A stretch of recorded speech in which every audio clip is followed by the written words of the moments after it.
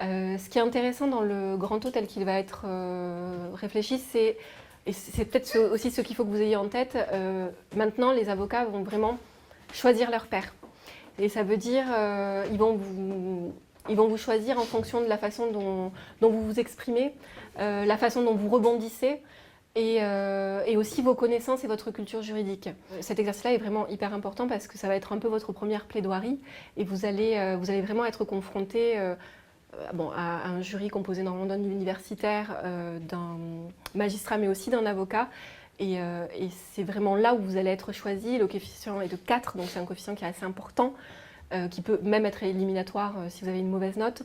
Donc il va falloir vraiment mettre l'accent sur la préparation de cet exercice-là en particulier. Mais je pense que vous êtes capable, en tout cas si vous vous entraînez, que ce soit à la maison ou à la prépa aussi, de toute façon on a de quoi vous entraîner, mais n'hésitez pas à réfléchir les notions et à vous entraîner en tant qu'avocat et avocat du diable.